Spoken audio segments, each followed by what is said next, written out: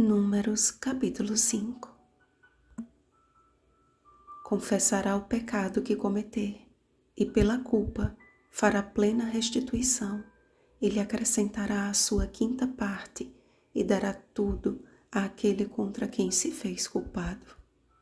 Versículo 7.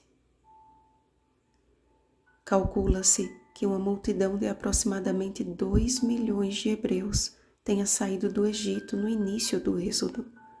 Habitando em tendas e em condições não tão favoráveis, o Senhor precisava zelar pela salubridade de seu povo e pela manutenção da justiça. Diante do perigo iminente de uma epidemia ou doença contagiosa, havia um local designado fora do arraial para que todo o povo não fosse afetado. Por algum motivo, a lepra era a doença mais temida e parecia que a condição temporária dos filhos de Israel os tornava mais vulneráveis a torná-la uma calamidade nacional. Para os doentes, era uma situação muito triste e constrangedora, mas necessária para a sanidade de todos. Além de preocupar-se com a saúde e bem-estar de Israel, o Senhor também zelava pela justiça. Tanto a lei da restituição quanto a lei para o caso de ciúmes de um marido para com a sua mulher revelam que Deus não aplicará o seu juízo apenas no julgamento final, mas também disciplina aqui mesmo todo aquele que comete pecado. No entanto, assim como nestas leis, há uma prestação de contas com sanções para fins de confissão e arrependimento, Deus continua agindo da mesma forma, a fim de que sejamos encontrados por Ele com boa consciência.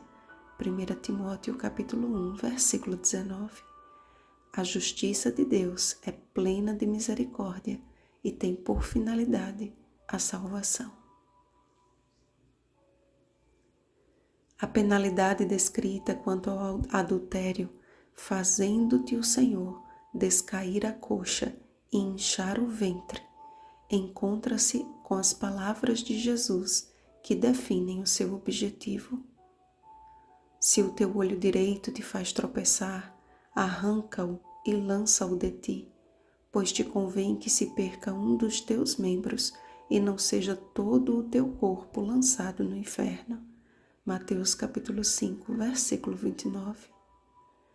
Jesus não estava falando de mutilação, mas de renúncia. O castigo físico aplicado em uma mulher adúltera era uma marca de que mais vale ser disciplinado por Deus para a salvação do que permanecer no pecado e perder a vida eterna. É melhor beber as águas amargas do Senhor que apagam as maldições do que as águas enganadoras do pecado que envenenam para a morte. Existe uma grande confusão atual quanto à aplicação da disciplina e à prática do Evangelho do amor. Na concepção da maioria, não há harmonia entre ambos. Os erros precisam ser relevados, as advertências abandonadas e as disciplinas esquecidas em nome do amor. Trocaram o temor do Senhor pela lógica humana, o assim diz o Senhor, pelo assim disse o homem que o Senhor disse. Para muitos, jaz a necessidade de orientação e de correção. Afinal, somos todos pecadores e as minhas escolhas não são da conta de ninguém. Entretanto, este é um perigo que incorre no meio do povo de Deus, prestes a se espalhar como uma lepra, caso não seja erradicado. Confessará o pecado que cometer e apresentará a mulher perante o Senhor. São duas frases de impacto que deixam clara a necessidade do pecador de reconhecer os seus erros e de apresentar-se diante do Senhor e aceitar a sua justiça, dizendo: Amém, Amém.